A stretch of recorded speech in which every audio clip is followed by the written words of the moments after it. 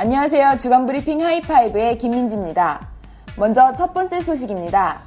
지난 22일 미국 로스앤젤레스 타임즈는 보도를 통해 같은 날 미국이 지상배치 요격 미사일, 이른바 GBI 실험에 성공했음을 알렸습니다.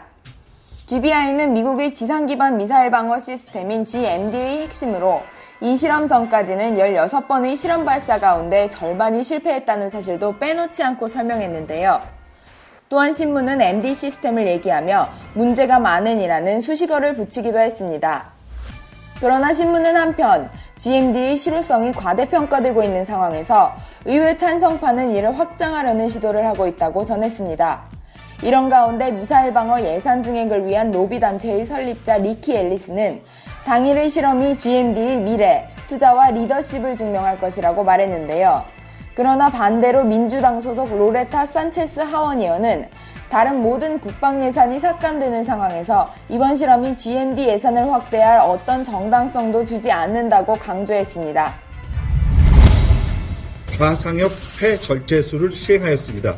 환자 상태는 현재는 양호하고 의식도 명료한 상태입니다.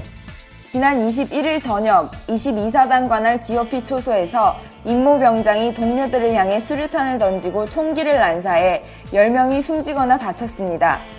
임 병장은 체포조와 대치 중 스스로 자해를 시도했으나 체포 후 수술을 통해 현재는 회복 중인 상태로 알려졌는데요. 해당 총기 사고를 두고 관심병사 문제가 가장 먼저 대두됐습니다. 그러나 병사 개인에 대한 이 같은 낙인 찍기보다는 근본적인 병역 문화와 조직 관리에 대한 변화가 시급한 것으로 보입니다. 같은 22사단에서 GOP 근무를 했다는 한 네이비역은 CBS 라디오 인터뷰를 통해 작은 컨테이너 박스를 이어 만든 신형 막사에 30명 정도가 모여 사는데 전혀 단절된 생활이 1년간 이어지면서 스트레스가 쌓이는 일이 많다고 증언했습니다. 따라서 경계 근무를 통한 육체적 피로는 물론 폐쇄적인 생활을 불러오는 스트레스를 관리하기 위해 군에서 하는 노력이나 군 문화 등에 대한 전반적인 검토가 필요한 것으로 보인다는 의견입니다. 北朝鮮側は拉致被害者および拉致の疑いが排除されない 스웨덴 스톡홀름에서 북한과 일본의 합의가 있은 지 한 달 만에 일본인들이 성묘를 위해 북한을 방문하게 됐습니다.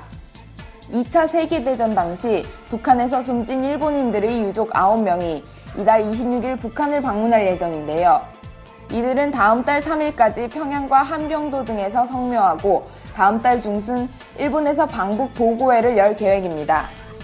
이 밖에도 안토니오 이노키 등 일본 야당 의원 6명이 다음 달 방북할 예정이라고 밝혔습니다. 이들은 개성공단과 평양시내 스포츠 시설을 시찰할 예정이며 강석주 북한 노동당 비서와 회담할 가능성이 있다고 하는데요.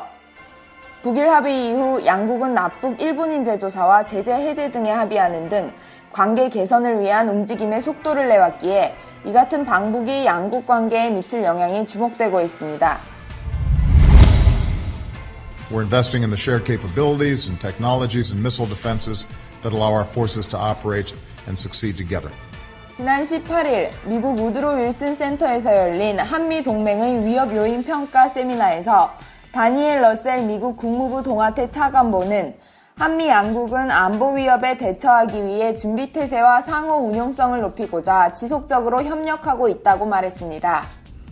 그는 이어 이것은 탄도미사일 방어 및 정찰 능력과 관련된 투자 분담을 포함하고 있다고 강조했는데요.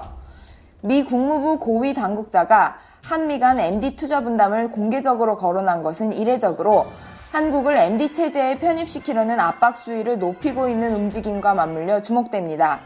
또한 그는 지난 2월 체결된 제9차 한미 방위비 분담 특별협정에 대해 양국이 헌신하고 있다는 증거라고 평가했는데요. 이어 북핵 문제와 관련해서는 북한이 과거의 비핵화 약속을 이행하고 국제적 의무를 준수하는 것 외에 대안이 없도록 선택지를 좁히는 것이 전략이라며 기존의 대북 제재 태도를 지속하겠다는 뜻을 내비쳤습니다. 이상 주간브리핑 하이파이브의 김민지였습니다.